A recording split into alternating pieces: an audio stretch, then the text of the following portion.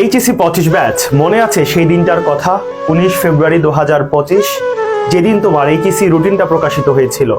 সেদিন তুমি একটা সংকল্প করেছিলা যে আজকে থেকে তুমি অনেক সিরিয়াস হবা, বোর্ড পরীক্ষায় তোমাকে সর্বোচ্চ ভালো করতে হবে, আজকে থেকে তুমি পড়াশোনায় একেবারে সিরিয়াস হয়ে যাবা। তো দেখো, আজকে 12ই মে, দেখতে দেখতে 80টা দিন চলে গেল। সেই পেছনের 80 দিনে তুমি কতটুকু পড়াশোনা করেছ, কতটুকু সিরিয়াস হয়েছ, সেটা সম্পর্কে তুমি নিশ্চয়ই জানো। এখন আমরা একেবারে শেষ প্রান্তে চলে আসছি। দেখো, আমাদের সময়গুলো কমতে কমতে আমরা একেবারেই সর্বশেষ প্রান্তে। 40 দিন সময় মাত্র আমাদের বাকি আছে।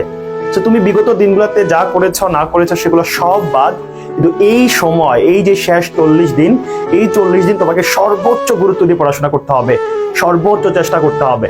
দেখো, তোমার যাতে এইরকম আফসোসটা করতে না হয়, পরীক্ষা যখন রেজাল্টটা দিবে, সবাই যখন রেজাল্টটা পাবে, তখন যাতে তোমার এই আফসোসটা করতে না হয় যে এই শেষ মুহূর্তগুলা আমি কেন আরেকটু চেষ্টা করলাম না, কেন আরেকটু পড়াশোনার টেবিলে বসে থাকলাম না, কেন আরেকটু সময় ধরে পড়াশোনা করলাম না, আরেকটু সময় নিয়ে আরেকটু মনোযোগী হয়ে পড়াশোনা করলে হয়তো আমার আরেকটু ভালো রেজাল্ট আসতো, আমার হয়তো ইউনিভার্সিটি অ্যাডমিশন টেস্ট দেওয়ার জন্য যে জিপিএ রিকোয়ারমেন্ট আছে সেটা হয়তো ফিল আপ হইতো। এই যে আফসোসগুলা, সেগুলো যাতে করতে না হয়, এবং সেগুলো করে কোনো লাভ হবে না।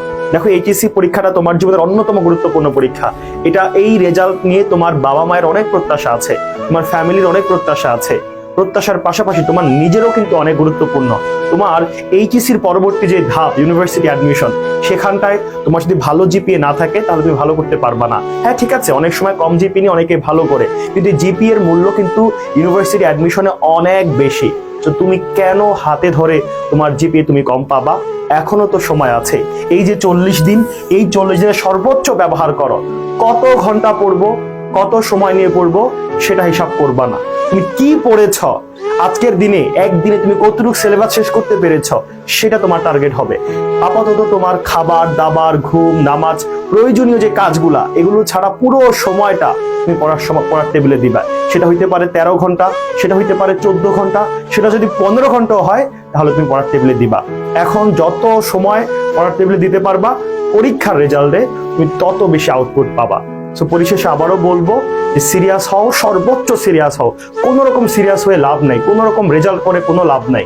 যেহেতু পড়াশোনা করছোই, করার মতো করো, সর্বোচ্চ করো, এমন রেজাল্ট করো যাতে তোমার বাবা গর্বের সাথে সবাইকে বলতে পারে, যাতে তোমার মায়ের মুখের রেজাল্টটা শুনে প্রশান্তির হাসি আসে।